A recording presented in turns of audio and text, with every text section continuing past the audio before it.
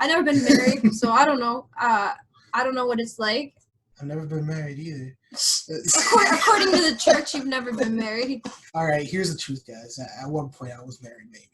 Is that how you start all your dates? I am wise, I am strong. I am loved, I am here. I am wise, I am strong. I am loved, I am here.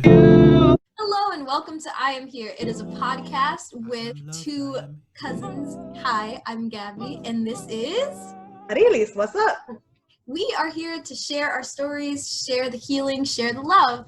If you have any suggestions as to what you would want to see, or maybe you want to just tell us a little bit about your story or some feedback, please let us know either in the comments or you can email us at iamherepod@gmail.com and follow us on all social media at iamhere. Yeah, I'm here pod at, I am here pod. Okay, cool, thanks. Today, we are joined with my lovely brother, Luis. He's so cute. And we are joined with Amarilis' lovely sister, Ana Maria.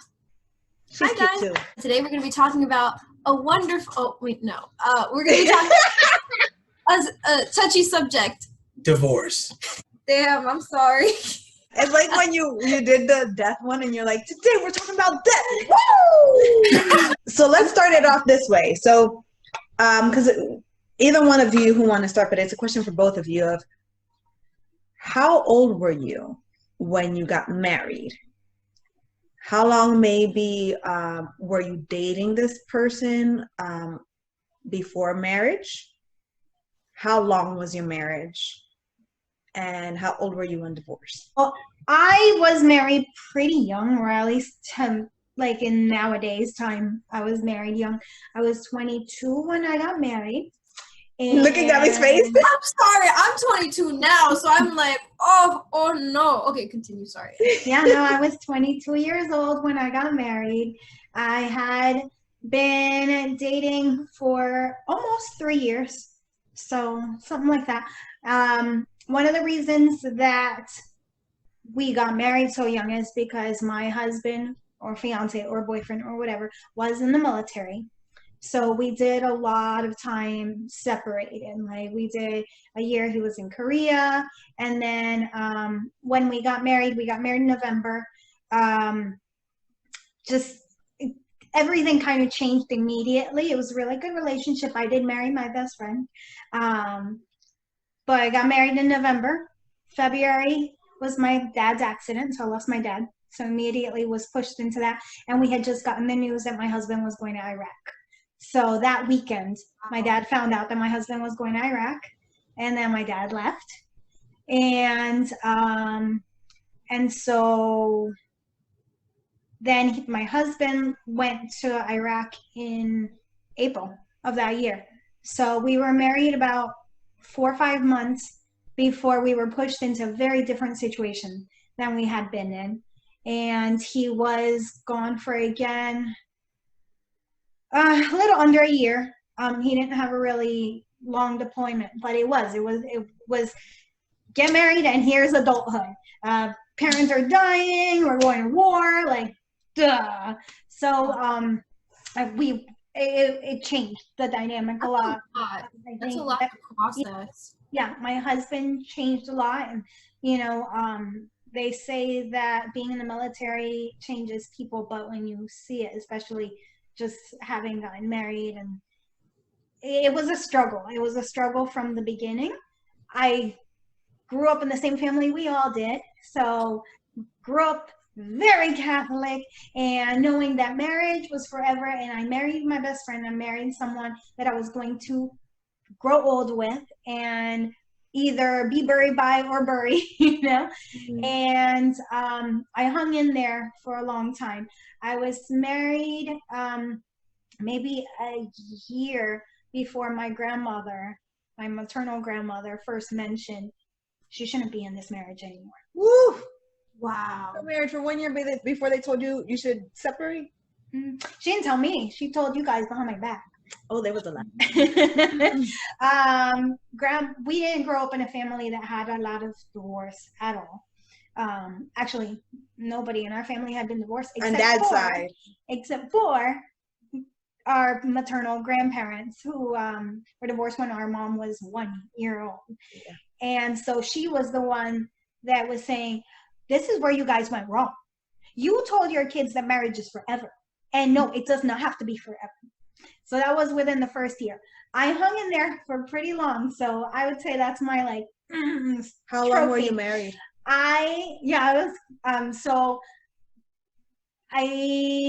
Total years, we were married. I have to do the math again. It was a little over 13 years, 13, 14 years. It's close to 14. Wow. 14 years of being married. And I didn't mean for that to happen. I left my house thinking that my husband would snap back and come back from me. And so it's been about a year and a half now. So you separated 1 whole year before you divorced. I did. Mm-hmm. Yeah. And when he asked for the divorce, I still wasn't ready.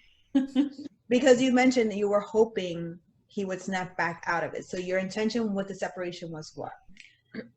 I guess the story is gonna be long, but it is. I had, throughout those 13, 14 years of marriage, I had family all tell me this is not right.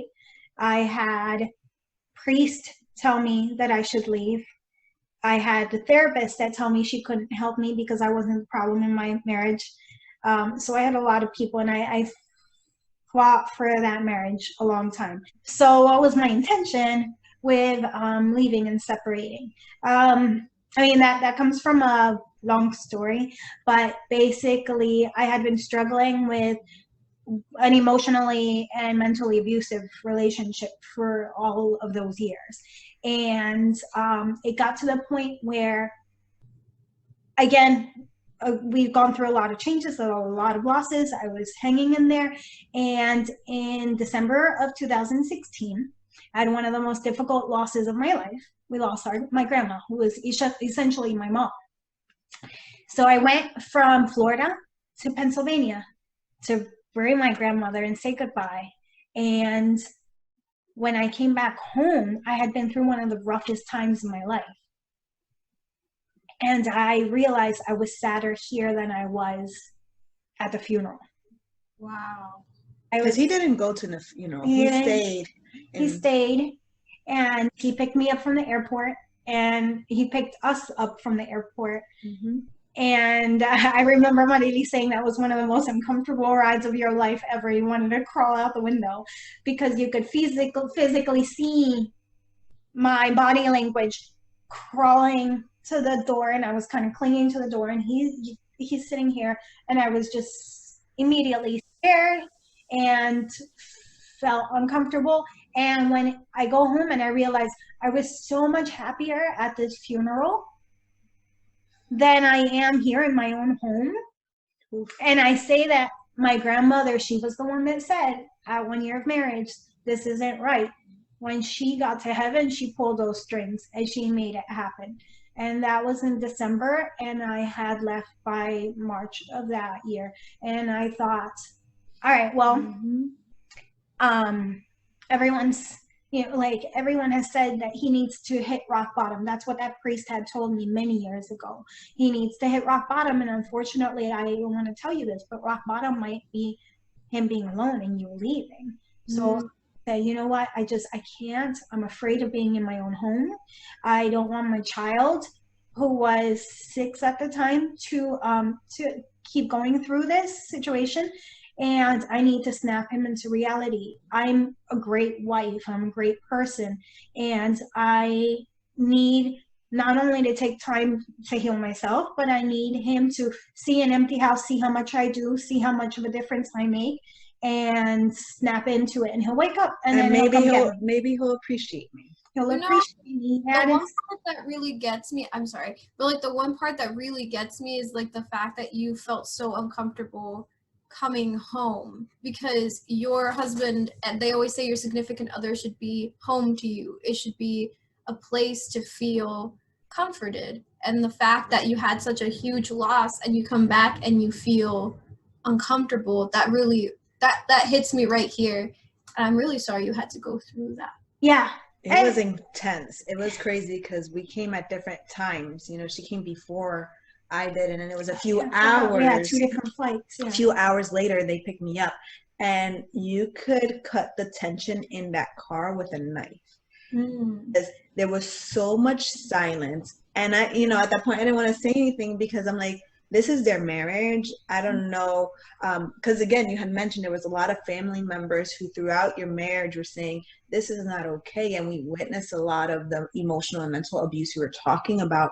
And I had at that point already learned to just stay quiet and back off, because anytime I would mention something to you, it became more trouble and more issues. So I had learned, don't even say anything, because if she wants to stay in this relationship, she's gonna stay. But it was extremely awkward and disturbing. Was he not like so like you came home and he didn't like talk about anything? It was just quiet? I can't remember much because there were so many different instances of this, but I know that I was really excited to come home. It had just been after Christmas. I purposely waited for Christmas and left the day after to go say goodbye to my grandmother, and I didn't make it in time, and I had all these feelings, and I wanted to come home to my best friend so that we could talk about it and to be comforted. And it became just, again, another thing of like, oh, you did this wrong, why didn't you were on the wrong floor of the airport, and it became something that was so small and it blew up. And again, I was like, okay. There was a big fight over picking you up. And again, it was an abusive relationship. So, and he never saw it that way.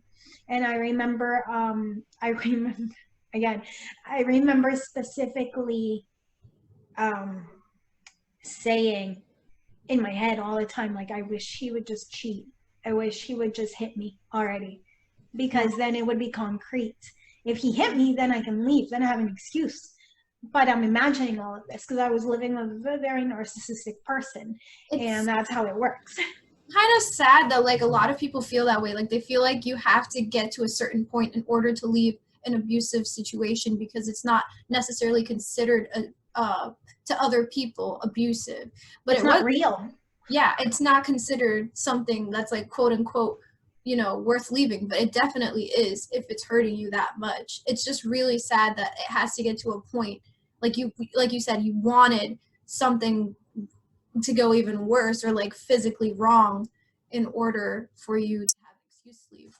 And that was on me. That was me specifically, because my entire family, friends, everyone surrounding me in my life were ready. They were done years ago. But I needed something that I was not imagining, because again, I was being controlled by someone and I wasn't aware of it. It had been a year that I had been asking for my husband to say that he loved me.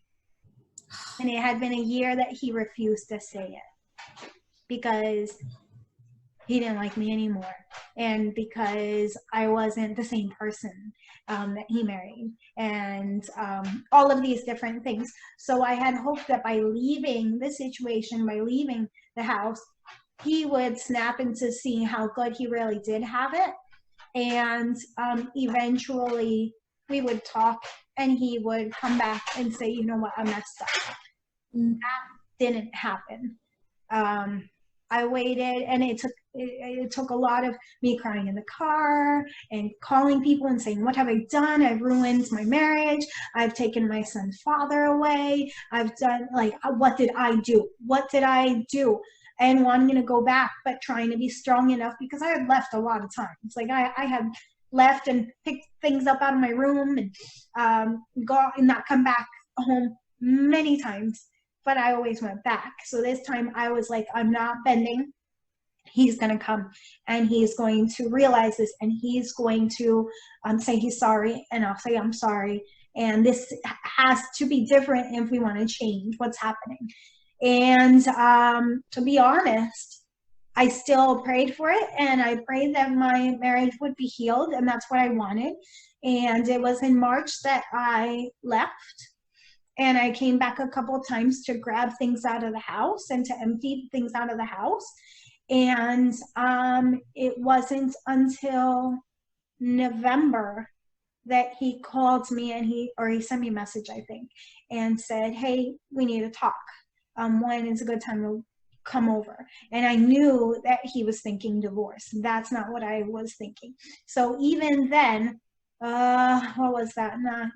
8 months later, 9 months after I left, I went to my house, what used to be my house, and I sat down next to my husband. And I started crying, and he said, well, you're crying, so I assume you already know what this is about. We've been separated for 8 months, and I think it's time to start talking divorce. And it was at that point where I was like, okay, I've been holding on for 8 months. Now I'm going to say everything I've been thinking. I don't want a divorce. I want to come back home. Blah, blah, blah, blah, blah, blah, blah, blah, blah. Like verbal diarrhea. And I was still very much like, okay, I'm going to save my marriage. I'm not, my plan wasn't divorce. My plan was never divorce. I'm going to save my marriage. Only thing that convinced me was that he said he was seeing someone, and that someone turned out to be our son's teacher. Then I realized, oh, you know what? My marriage is over. And that was finally the nail on the coffin, that I said, you know what? It took me this long. It took me not 8 months. It took me 14 years to realize that he never really loved me. He just needed someone. Wow. So that's my fast answer. I'm so sorry. Well, I mean, my experience with it is it's interesting because it's very different. My experience with it has been very different. However, this thing that's the same is that part where that ending, where you explained where you feel like you needed concrete proof of something to leave, and also then finding that and that switch in mindset, like that was very similar to my experience. Shall I? So how old were you when you got married? I was actually 25. And I had been dating this person for around 3.5 years, 4 years. And then when I separated, when I left her, I was 25. It had only been a couple of months you guys were And married. when I started the divorce, I was 26. Yeah. So, yeah, I left after 6 months. So Living together and being married. Yeah. So this is the interesting part. The beginning and the ends are similar. Because my story also kind of begins with death and loss and very hard situations. The common theme in our family. It is. And Are I you think related? that comes with it comes with having so many people in a family. Yeah. But it's like, so I had met this person when I was like 21, something like that. And from the very first time I met them, I didn't like them. And the thing is, I said this to Gabi. I said this to other people. I don't want to go on a date with this girl. I don't like her. She's not attractive to me. There are these other girls that I really like. Yeah. But the problem was these other girls weren't Catholic. This girl went to church and already knew an uncle of ours. So in my mind, I was like, that'll be easier to just deal with the family. The family was telling me to give her a chance. Like the people who knew her, like the cousins and the uncle. Yeah, they didn't really know her. Okay. But They yeah. knew of her. And They they knew knew of that her. she was Catholic and Yeah. And She would be good for you, She was his quote friend, unquote. yeah. right? So I was like, fine. So we just started dating on. And then that was a whole the relationship was very on and off. And Because 3.5 years is a long time. It's a significant yeah. dating. Yeah. And then I realized that, it was like I was just dealing with it. It was not that I was really enjoying it. but there were some times, of course, where you're hanging out with a person, you feel good that you're with them and stuff, but that's like a fleeting type of thing in this relationship type. So then, Wow. at one point, my mom passed away. This was really hard time for me. Then, how long? 2 months, 3 months later, Grandpa passed away. This 1 month later. 1 month. A later. couple of weeks, like 4 weeks later. Exactly Yes. 4 weeks later. And I'm gonna be honest, I don't remember much during that time because it's like I just want to move on. So I don't really think anymore about that time, but it's like the feelings are still there. Like, as in, I can kind of feel that faint, like losing mom, losing grandpa. But during that time, I was also living over an hour away from the whole family, and at the time, my girlfriend. I was by myself completely. I was living in Harrisburg for work. And during that time, I was just felt so alone. And that was also the time when this person started telling me that we need to get married. And it was like pushing, like, when are you gonna start, asking me to get married and stuff. So pressure. So you're here, you're isolated, you're grieving, you're disconnected. Very disconnected from everyone. Yeah, to the point where you don't really have clear memories because it's all almost just like a fog. Well, it's almost like a dream. It's also and you're going through the motions, but you it also, almost like zombie. It's interesting because I actually remember, like, back when you were in that relationship, even before mom died, like, you guys were going through all of that, but also, like, you would spend a lot of time with her. She wanted you to spend more time with her, and it was very, like, isolating. And so when it came to being, like, spending time with, like, mom, we didn't have that much time left with her. Like, you didn't spend as much time, so it makes sense that things would be a lot foggier too. So it's like I didn't spend much time with the family because this other person was very selfish with the time I had. So it was demanding of your attention. Yes, demanding. And if I didn't give them that attention, they would throw actual tantrums. Like, these were very toxic people that I was dealing with. But the thing is, at the time, it's almost like I didn't have a toxic radar at the time. I wasn't able to identify that at the time. And it's, so I felt a lot of guilt because I always felt guilty every time I was spending time with my girlfriend at the time. But at the same time, I didn't want to lose girlfriend and all this. Because you're alone, and that's your support almost. Yeah. And if it's not the healthiest, and it's somebody who's, and I'm not alone. Definitely relating and getting memories. I see the parallels between both of these a lot because to me, it's, yes, we come from a very different way of growing up. We are very close to our family, and that is a very good thing. And our family brings us together, and we're tied together through religion. And for anyone who's not been raised like that, it's hard to understand. And I definitely had that as a common theme between our misunderstanding and our arguments in my marriage from the beginning while we were dating. Why am I not even, like, why am I not number one? I'm number 3. I don't want to be number 3. God is first. Church is always first for you. Your family's second, and I'm somewhere on the bottom. And I see that the same thing where, like, why am I not number 1?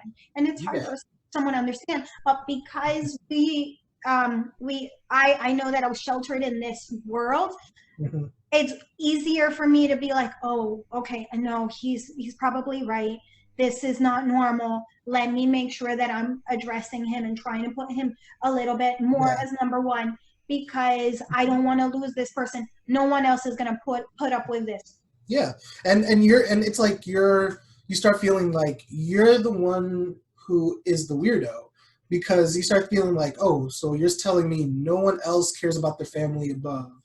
Like no one prioritizes things like this.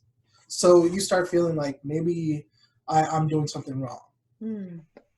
So then the thing is that it's like when I was living in Harrisburg and my mom was in the hospital.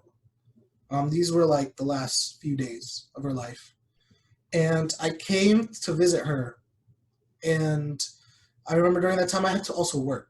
So I was at home working, and then I went to visit her. And this was the last time, like, she was just in bed, and then I was talking to her just about work and stuff. And then she asked me, where's your girlfriend? And to me, like, because I had constantly been going through that, I have to be with her, but then the family thinks that I'm spending so much time with her, but then she thinks I'm spending so much time with the family. Then I took that as, you're always with her. Why aren't you with her now? Oh. And I said, I don't know where she is. And I got angry. And I said, I don't know where she is. I've been working all day. Mm-hmm. And then I left. And that was the last thing I said to her before she passed away. Mm-hmm. And then it was like guilt, because then if I leave this person, then that was for nothing. Yep. Wow. I get you. We do, because like I said, it's very parallel in some senses, and it's just the way our lives have been tied together. These two groups of family. Mm-hmm. But like I said, I got married in November, and I of course spent every Christmas with my family. Mm-hmm. And I'm married now, so that December he wanted to spend Christmas with his family, and we did. We went to New York, and the plan was we'll do Christmas Eve with your family, and then I'll do Christmas Day with my family. And it's something that still sticks with me, because of course it's not that clean and that easy, and you don't just leave on Christmas Eve. So it was very late Christmas morning before we drove from New York to Pennsylvania to be able to go see my family. And then for some reason, everyone had gathered somewhere not at somebody's house that year. So I ended up getting home to an empty house. And I didn't get to spend that last Christmas with my dad. Mm-hmm. And again, we had been dating for a while. So yes, my husband had a relationship somewhat with my dad, and we have memories of them going to, the bachelor party together, and Thanksgiving mornings together. And I wouldn't say he was the most supportive when I lost my dad, but that's not something that we expected. But still, I do remember instances where he got choked up, and I was like, are you crying for me because I'm hurting? Or are you crying because you miss Dad? And he, one of those moments where he showed vulnerability, and he said, mm-hmm. It just hurts me. I wish that I had more of a relationship with him. I wish that I had gotten to know him better. And that was one of the things that held me in that marriage for as long as it did, because I'm never going to find anyone who had a relationship with my dad. My dad gave me away to this person. Oh, that makes sense. And I had a similar thing where I even said this out loud to her, to that girlfriend at the time, where I was like, I want to be with someone who my mom has spoken to, like who's my mom knew at some point. You even said that at the proposal. I said that at the proposal. You did. And that should have been kind of like a sign of, that's the real reason I'm doing this. Not because I want to. Wow. And like leading up to, then I did the proposal, but even the proposal, I remember like weeks before the proposal, I was in the car, and she was asking me like, are you going to get like an engagement ring? I'm like, I don't know, maybe. It's led to like some type of argument where she ended up like making me stop the car and leaving her on the side of the road. And she's like, leave me here. Like, I don't even remember, but it was the whole thing. And this was weeks before I was like, fine, I'm going to propose. And then, because it was like, Gabi just going to drink her tea. I'm just going to sit my tea right here. It was romantic. It was like, it was pressure from not just her though, because it was also like pressure from other people. pressure that I put on myself because of like the way that we were brought up in family. Because I was like, well, now I kind of got to do a thing. So then, as soon as I proposed, from that moment until the wedding, it was like I basically gained something crazy, like 60 pounds. I was over 300 pounds. I was like, oh my God, I can't do this. Yeah. And it was just a nightmare. Because the thing is, it was a very also abusive relationship. Very emotional and like verbally abusive. And then even the week before the wedding, we even had a discussion about whether we even want to have it or not. And in the end, she basically the consensus was we already invited everyone. Everyone already has their tickets. It's next week. Yeah, tickets to the I was trying to wedding. bring it up. Hold up. I was basically saying, like, I really don't want to do this anymore. I was like, we were in Peru. And I was like, you know what? I started realizing, like, I kind of don't really want to do this. When you couldn't fit through the door because it was... Oh, yeah, I could. The doors over there are small. I couldn't fit through those doors. No, but it's because it's not because he was whatever. It was like really short. Really short doors. Really short doors. Anyway, so...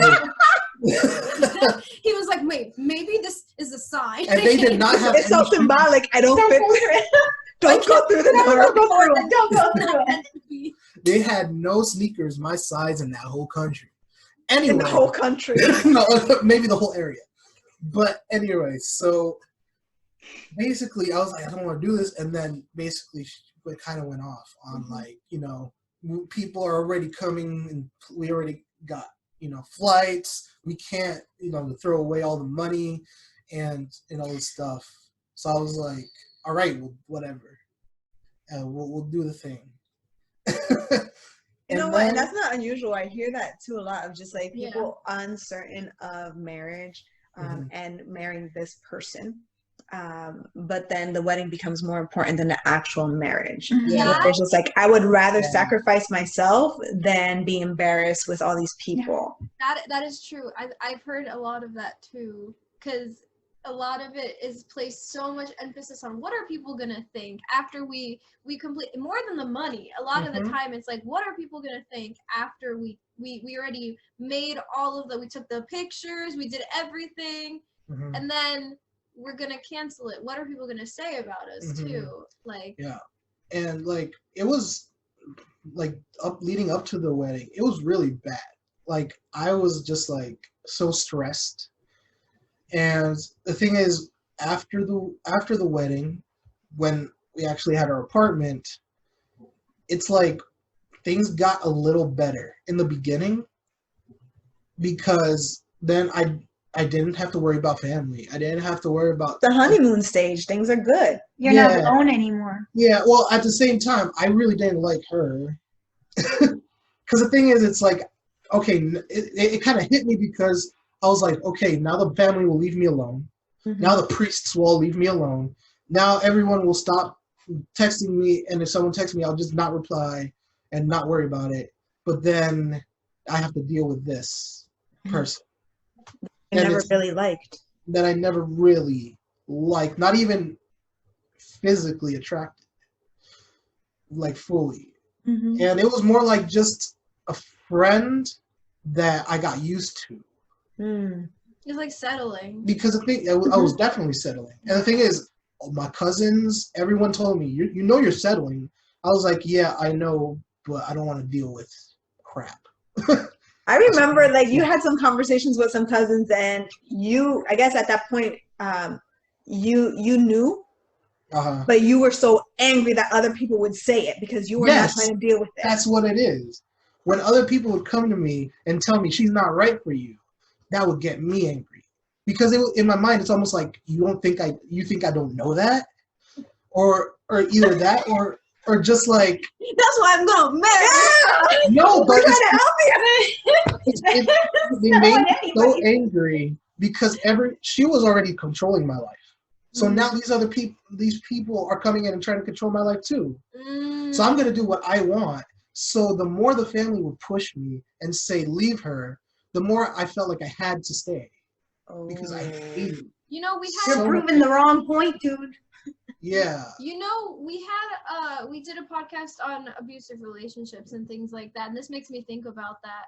So, like, what would you real quick? Like, Yeah, I know this is not about abusive relationship, but what would you tell? Like, what advice would you give to someone that like is a family member looking at someone in a situation like that? Like, if they can't keep reminding or saying anything, what would you have wanted? Instead of telling, start asking. Like, if someone would have come to me and asked me like certain questions and led me to say it myself, I would have been much more like, you know what? Yeah, this is it. But because it was more like not demanding, it was more like looking down, as in you don't know what's good for you. Oh. That idea of you don't know what's good for you is just like not effective. No. Yeah. And see, I think in my situation it was different because everyone said it and I knew it, yes, but I do agree with that advice. When you asked, I was like, I don't know. But Luigi had the right answer because a lot of times for me, it was, I can't go anywhere and complain to anyone because I don't need them with any more ammunition against my husband. Yes, I ended up finding myself defending him. And I wanted someone in these moments to be able to talk to them and be like, look, I'm hurt. I don't know what to do. I need, like, this happened and this happened. But I couldn't because anyone I talked to was going to use that against my marriage. And I was still fully committed to my marriage. What a lot of people ended up doing was, well, no, just mom, because she was trying to be respectful of my marriage. She felt all these things. She never said it because she said, that's her marriage. I need to respect her marriage. I'm going to keep my distance. But there were times where it would have been great for someone to ask me. And no one ever, I don't think anyone ever asked me, more told me.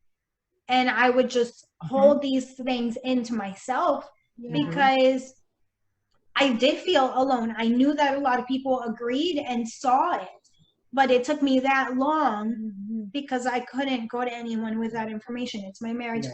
When we make up, I don't need you thinking all these things that I just said about yeah, exactly. And then it's like sorry, I did that because I was in a toxic relationship. I didn't get married or any, obviously. I was like, but like I was in a toxic relationship, and okay, now I get it. Sorry. You don't want people to think lesser of you because you chose to go back to something that you knew or like you expressed was not okay or helpful for you, because there is a back and forth, and you realize things, you start learning things, but then you're unsure and you want to build and you want to create and maybe we could change this, because we're also taught that marriage is hard. We're also taught that marriage is difficult and you're going to be tried and you have to stick together and you have to work through it, that you have to persevere. And when you mentioned you were so like you wanted to stick through it, it's almost like you were more loyal to the marriage than to your actual husband. Yes. Wow. The vow. I feel like that was a little bit, it was more like I felt like I was following the rules by going through the process and getting married and all of that. And then back to the thing about not being able to talk to people about certain things, it's also because you know for a fact that these people are biased already. So you already know their answer no matter what. So they're always going to be on your side.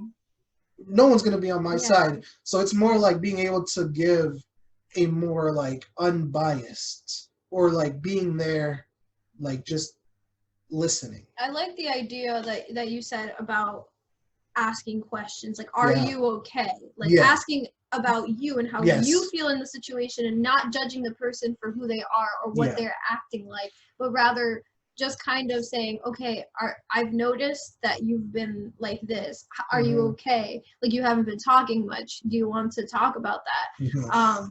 Rather than being like, I don't know, Sally is annoying and you should break up with her. Yeah. You know? Yeah, Like that? That's what you were getting? Basically, yeah. Wow. Is that what you got? No, he wasn't annoying. He was just worthless. Yeah. That's what I got. Words like that from Grandpa. Grandpa going, you know, a man like that isn't worth anything. He's not a man. Well, I think that was also a turning point for you, not moving towards divorce, but a turning point towards you of like, whoa, because you mentioned how like the thought of marriage and how it was taught, and the religious mindset, and then Grandpa being the patriarch in such religious family. He was married 62 years. Yeah. He sitting down and saying, you need to separate, I think was very shocking for you. Yeah, to have all the matriarchs and the patriarchs and the priests. The people that you admired. and the people that say that marriage is forever, to say, slam the brakes. No, you need to. Now, when I got to that part, the divorce part, the separation, I got the opposite from priests telling me to stay. So I got married. Kind of continuing this, and it became hell for me every day, because this is something I didn't learn until much after. I had an undiagnosed disorder. I had severe ADHD, and it was just getting worse because of the stress and anxiety, and it was every day. Like just anxiety attacks. And because part of that ADHD is that I forget little things, or things like lock my key in the car. It's really dumb things, or I forget to take something out of the fridge or start cooking something. Very little things, and I didn't know that came from this disorder, and it would just get worse. The problem was that this was a person that I was married to, who every small little thing would make her explode.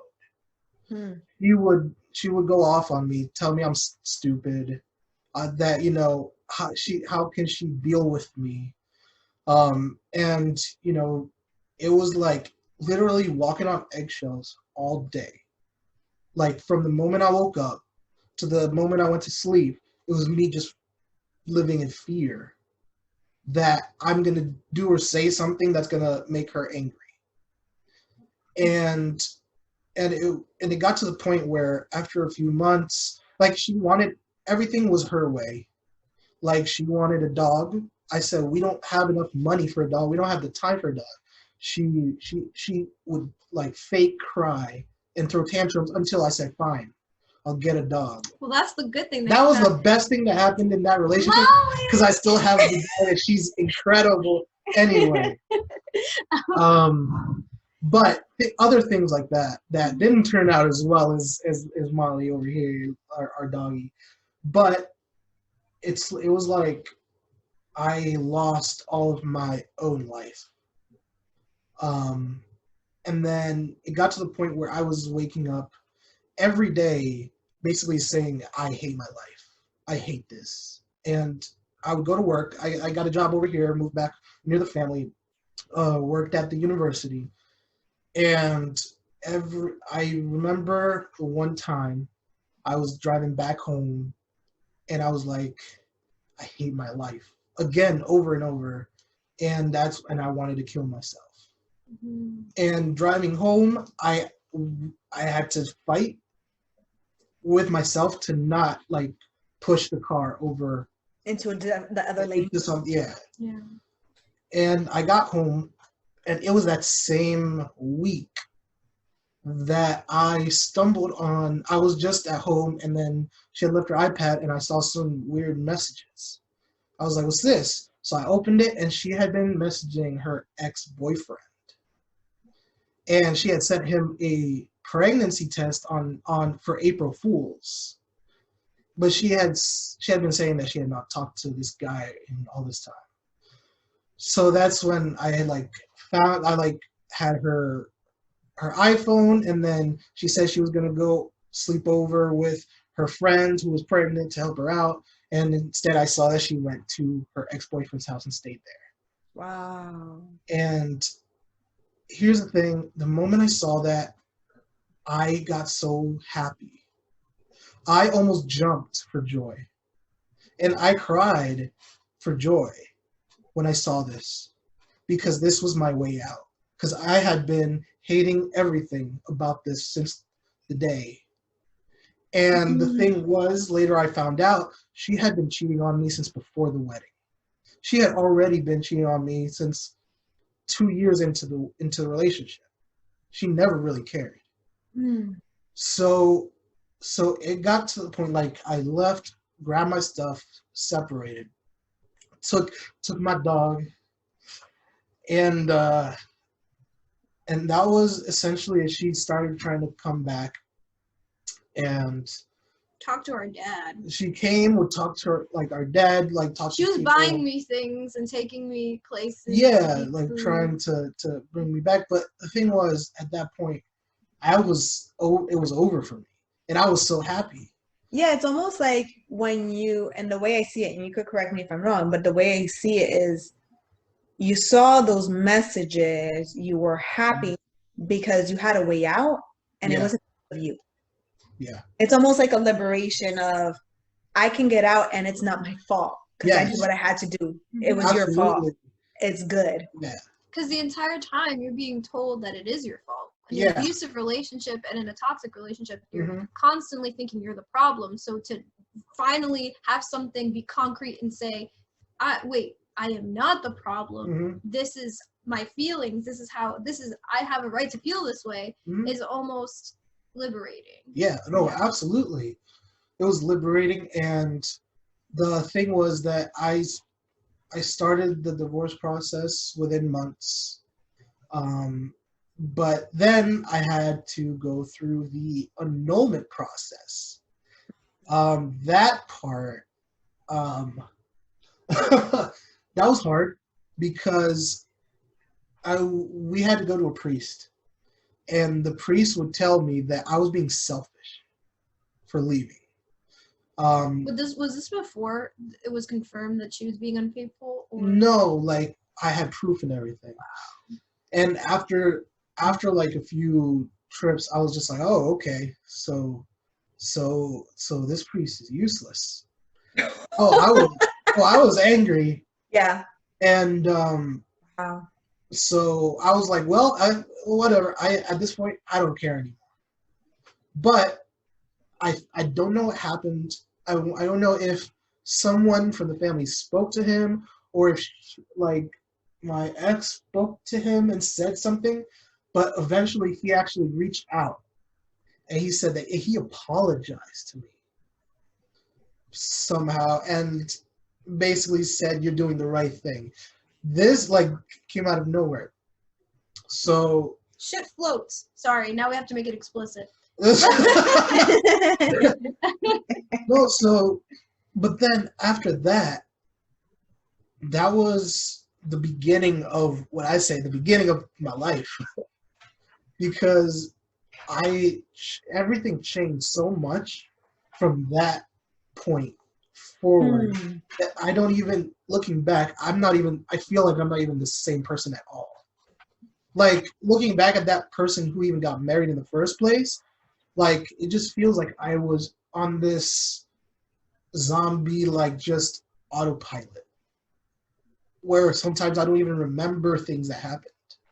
And that's the thing, when you're talking about tiptoeing around the house and being afraid to breathe in your own home, I definitely identify with that, because if it wasn't one thing, it was another thing that I was doing wrong. And I literally I would wake up and I would go into a room, sometimes a closet, and I would just sit there and try to not exist. And that does mentally get to you and affects you, and you don't realize the abuse that you're going through, and you're doing that for months or years or however long. You check out, so you are a zombie. And I was completely for years didn't realize I'm not me anymore. I don't know who I am anymore because I've tried to disappear for so long. I'm hiding. Yeah. I am completely like checked out of my body.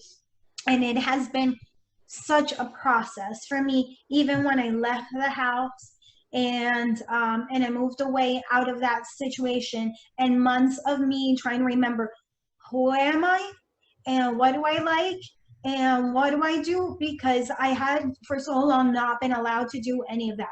I didn't listen to music. I didn't dance. I didn't do any of these things because you weren't allowed to sing. You weren't allowed to laugh too loud because it was obnoxious. Or so you start losing parts of it. And it's just like, even with family members, it's like, yo, I couldn't who do are it. you I anymore? couldn't do it. And it was like I completely lost who I was. And it's been a process of self-rediscovery and trying to figure out who I am. And even now, 3 years later, I'm still going through things where I'm like, oh, I forgot how this felt, and I forgot how nice this is. And I think for family members, again, it has helped me to reconnect. But one of the things is, there were people in my life, like my child that was 6 and had never really gotten to know part of who I was. And I knew that what was being done to me was also coming down on him. And it became a thing where like, we have split custody, and I'll take him to dad's and dad will bring him to me. But when we're in the car, or even when we still lived in that house, we would be in the car and I'd say, okay, baby, now that daddy's not in the car, go ahead, scream and sing as loud as you want. And we would just have screen time, and we would just scream and laugh. And because I wanted to make sure that he knew that even though he can't make noise when he's around his father, we still need to get that out of our system. And it was one of those things that definitely pushed me, was having a kid in that situation, because I saw it affecting him. And I want my son to know his mother and to know that he has the ability to have this, openness. Well, and I want you to speak a little bit about that, because you have a kid, and Luigi was in it for 6 months. Luckily, he didn't have a kid, because I think it complicates the process so much. Yeah. Or it can motivate, because I know there's so many people who go through marriages and stay in them because of the kids. And again, I think that was definitely part of it. I made this commitment to God that I was going to start a family. I have a husband and I have a child, and I would be destroying, and I still saw it that way a year afterwards. I destroyed my family. I did this. No one forced me to leave the house. I destroyed my son's family. But there are pivotal moments that I remember that I will always hold with me, because no, we never yelled at each other. We were never violent with each other in front of our son. Like never yelled and had those fights, because I was not allowed to yell in my house. If I was angry, I was not allowed to raise my voice. I was not allowed to show that I was angry, because whenever I was angry, it was turned back on me. But my son could still feel that tension, and he still knew that I would leave the room and go and hide in the bathroom and cry, and he would knock on the door and say, "Mommy, are you okay?" because his father said something to me. And one of those moments where my son was, I think he was 4 or 5, and we were just having a normal day. I don't even remember, but something happened, and he goes, "Mommy, you need a new husband." And I said, "Baby, what do you mean? I have your daddy and I love your daddy very much." He goes, "No, you need a new husband because this one's not very nice to you." Oh my goodness. Wow. See, Wow. They know. They know, because let me tell you, we were so conscious. We didn't have any conversations like that. Like, we hardly had those conversations with you. So for him to say that, it's almost like he it came from within. It wasn't something he overheard. He knew, and kids are not stupid, and they more. They care for you, and they sense their mommy and daddy's tension or their sadness or their anger. And to this day, my son's gonna be 10, and he will say that he doesn't have a lot of memories of us living all together, but he does remember us fighting all the time and yelling. And not once did we yell in front of him, but he was still reading the energy as that was it.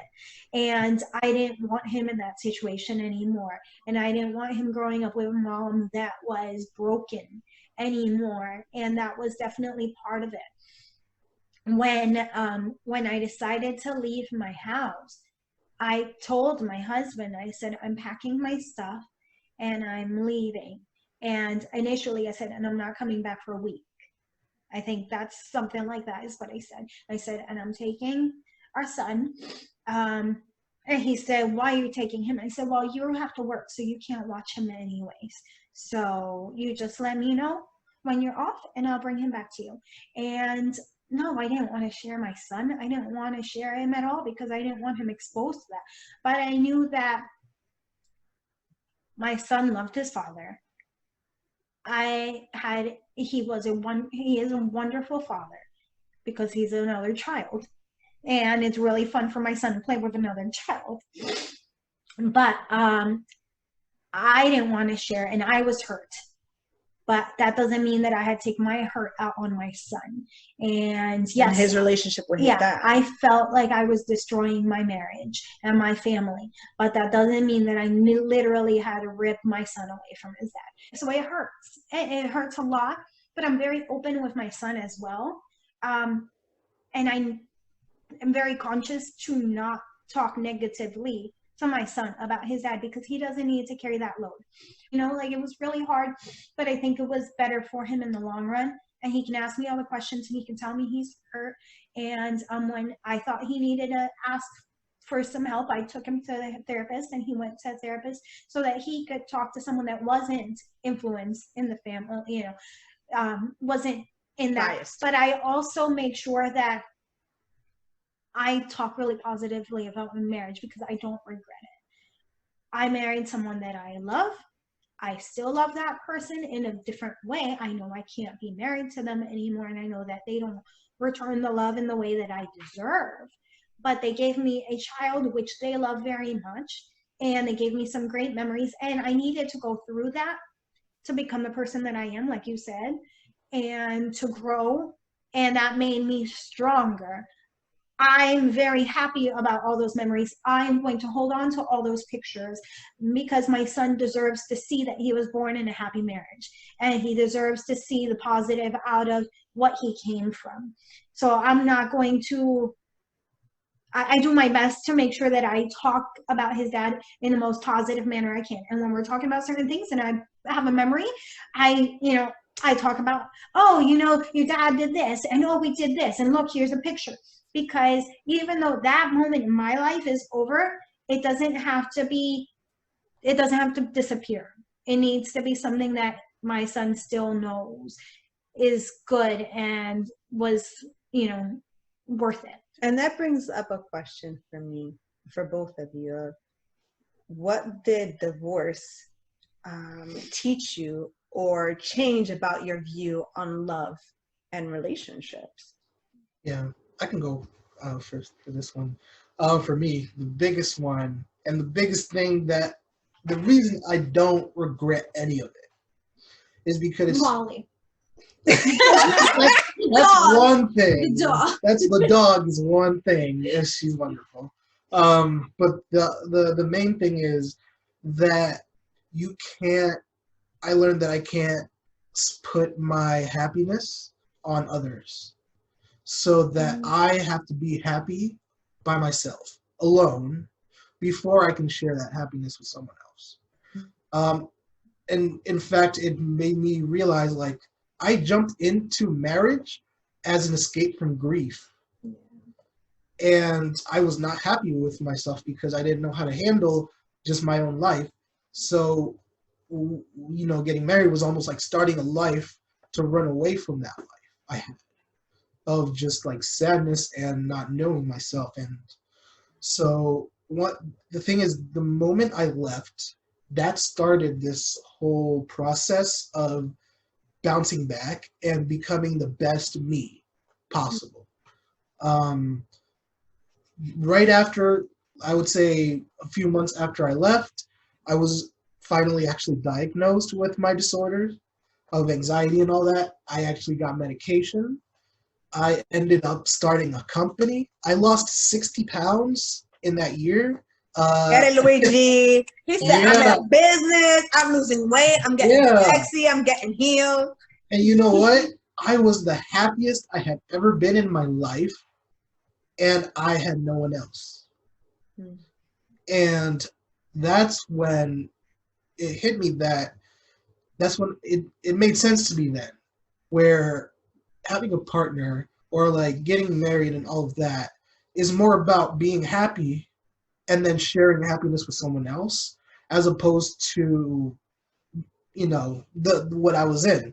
And it also taught me how to identify toxicity. It was like what gave me the radar to identify so much like toxic behavior, and not just others but myself too. Yeah. And it's like now I honestly feel like I've just progressed so much since that I feel like when I got married, even though I was 25, I felt like that was me as a kid. Yeah. So that's what I learned from that whole process. Yeah. Like you need to love yourself in order to love somebody else fully. Yes. Yeah. What did divorce teach you about love and relationships? I'm still learning. I'm still learning. For me, I think it's much fresher still. But it was one of the things that made this so hard to leave and to go through the divorce process was because I wanted to be married once. And when I ended that marriage, I knew that I was going to be alone for the rest of my life. That's what I had decided for myself. I married once, he married, and his religious beliefs are not the same, so he can move on. I am done. I have been punished to be alone for the rest of my life. I remember you saying that when you came out of us. I was like, this chick over here, if she don't stop. And she's like, you're like, what, 36 or something? I'm like, you, girl. That's still young. Yeah, I was Yeah, done. but she's like, I'm done forever. I'm not going to marry anybody else. Because there's only one true love in your life. I married once. God, I made that deal with God. I promised God at the altar that this was going to be the person that I was going to marry. And since this didn't work out, then I have now signed the contract to be by myself for the rest of my life. And that was also one of the most difficult steps of separating and saying yes to divorce, because I didn't want to die alone and be alone for the rest of my life. And I remember talking to family about it, and mom, and she'd say, no, God doesn't want that for you. You don't know what, and I'm like, no, not going to listen to you. And then my siblings would say, you're not going to be alone by yourself for the rest. No, you don't know anything. Like me, none of you have been through this. None of you have been through divorce.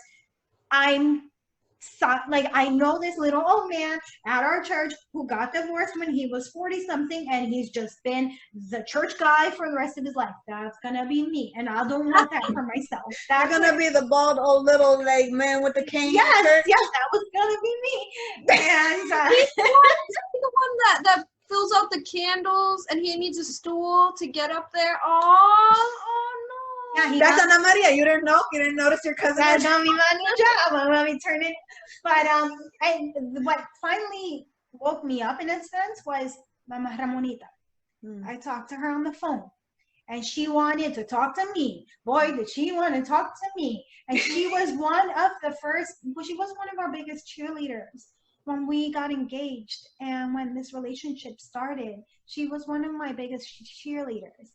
And I didn't want to disappoint her. They were married 62 years, and they were my example of what marriage is about.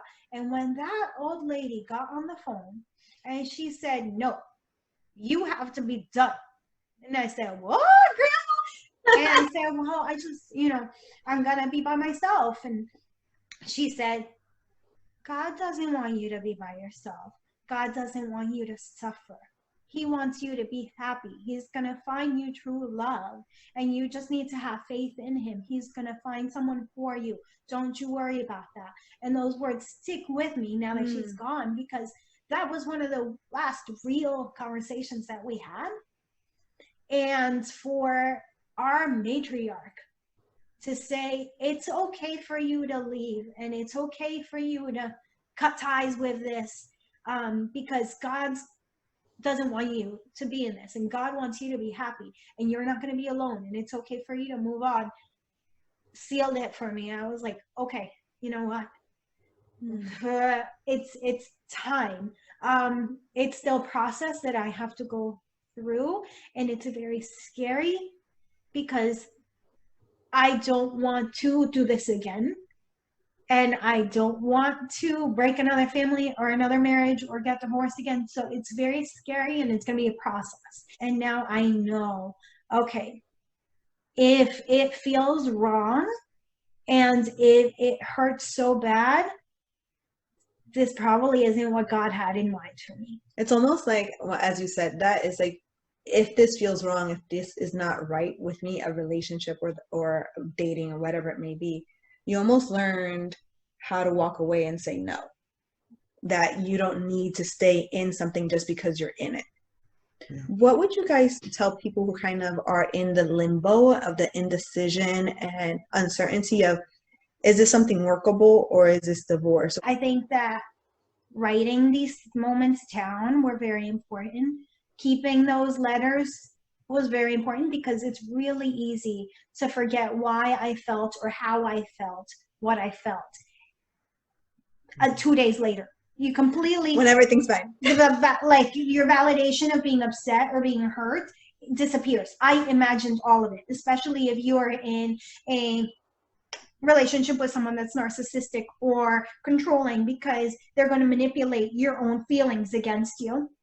So writing them down and why definitely helped me to be able to go through and say, no, okay, this is what I forgot, and this is why it was important. But also going through those lists of things that happened and feelings that I had and saying, can I fix this? Or is this out of my control? Because sometimes it has nothing to do with me. And if I can't fix it, and I'm trying my best to fix something that another person, you can't force someone to be fixed if they don't want to see it. If they don't see a problem with themselves, and people are telling me over and over again, it's not you. You can pray and love and cook as much as you want for someone, but you can't fix a relationship if you're the only one doing it. I was in a canoe with one paddle. Yeah. Yeah. And to go off of that, I would say it's important to remember that life is short. Life is short, and everyone is gonna die. It's just a part of life. And in the end, the only person you're gonna be with since the beginning is yourself. Mm-hmm. And essentially, what's important is how you feel and your own happiness, instead of focusing, and this was an issue that I had, focusing on what other people want. It doesn't matter in the end, because it's your life. You have to be happy with your decisions. You're the one who lives with your own decisions for the rest of your life, not the people who give you advice. So it's really important that instead of just trying to make other people happy with your life decisions, do what you think. Take all of those biases out, take everything out, and then also to add to what Anna was saying, you need to meditate on whether the things that are going wrong are things within your control versus things that are outside of your control. Oh, sorry. I know I didn't get divorced, but something that I recently started talking about with my therapist, which was really I don't know if it's gonna help anybody else, but like it's helped me, is like having two circles. You got a small, like a one circle, and then you have a big circle that goes around that one, and then in the small circle it's like things that you can control, and then on the big circle you write things that are out of your control. It's been very helpful for me. I'm not sure if it would help like maybe in a relationship or something, but another thing with that same thing of like what is in your control and what's not out of your control, because I've done that activity too, but adding almost a different column where it says the things I can influence. Because there are things that I cannot control, but I can still influence. And I think that's so important in a relationship, that what I can control is how I choose to react, because even my emotions, I can't control them. I can manage them, but when you feel angry, you feel angry. And when you're sad, the sadness comes in, is how I manage it.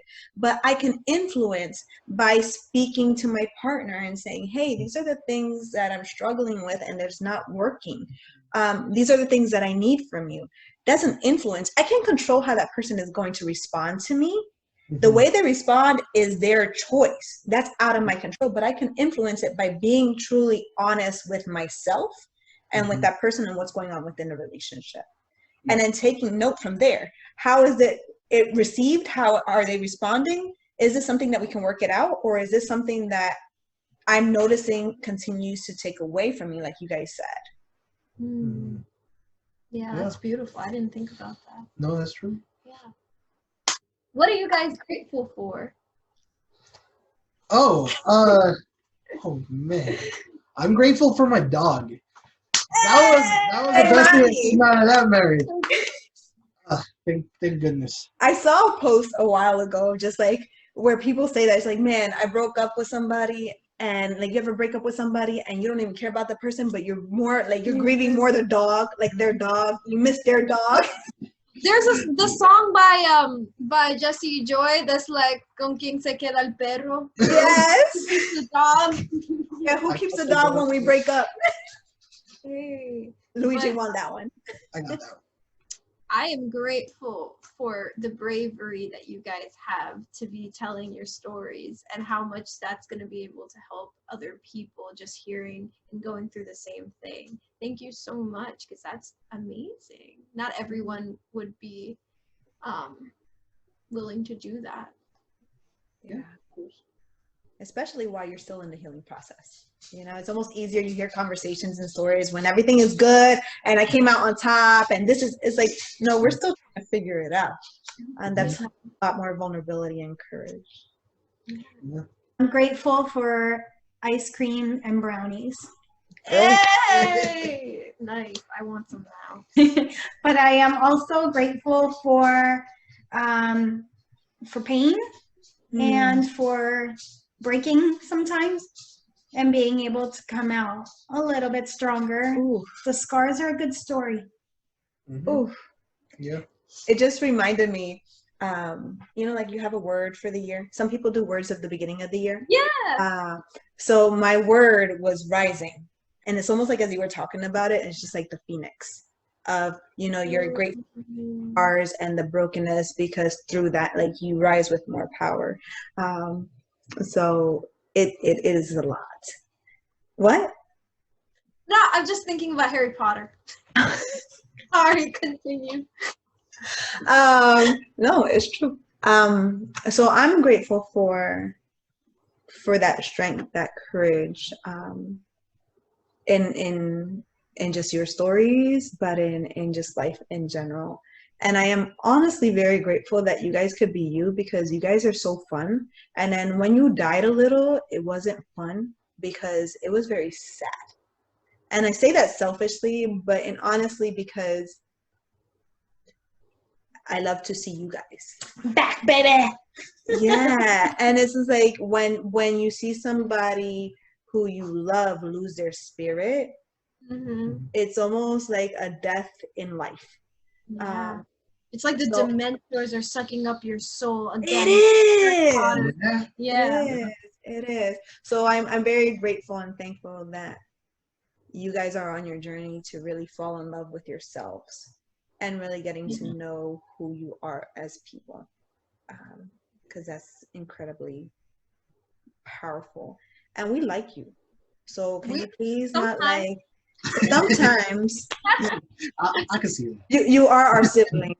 So, what are good ways for people to get in contact with you if they want to, like any social medias or things that you want to share? If you don't want to share, that's cool. But sorry, I'm just imagining you going like, you can find me on LinkedIn. Yeah, LinkedIn. I got a MySpace. I've got you said MySpace? Instant Messenger, baby. Messenger. I got an AIM. Wait, and y'all gonna be like, oh, you can catch me on Tinder. You can catch me on Match. Farmers Only. Divorcees. All right. Find me on Twitter at Luigi Virivici. That's not you.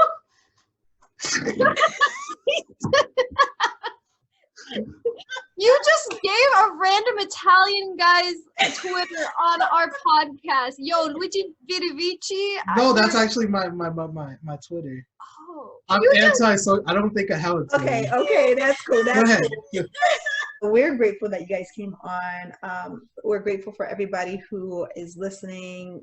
Send us your feedback, stories, questions. Hit us up on Facebook, on Instagram, YouTube. I am here pod at gmail.com. And as always, we are so grateful that you are here. And we're here with you. Another rainy day, looking for a place to stay. I could find the words to say with the familiar face and the comfy pillowcase. I see the steam from the kitchen. My world's brighter when you visit. No more weight on my shoulders. Our hearts warming up, though outside it gets colder. I consider it a privilege just to hear you and hold you. Thank you for the blessings, the tears and the laughs and the love and the lessons. This one goes out to my brethren. Let me listen for a second. The connections are close, here they anchor your boat. Come and send me your quote when you're looking for more. Lay your back on the shore, though there's anger and war. You'll find love through this door. You'll find love through this door. I am wise, I am strong. I am loved, I am here. I am wise, I am strong. I am loved, I am here. I am loved, I am here.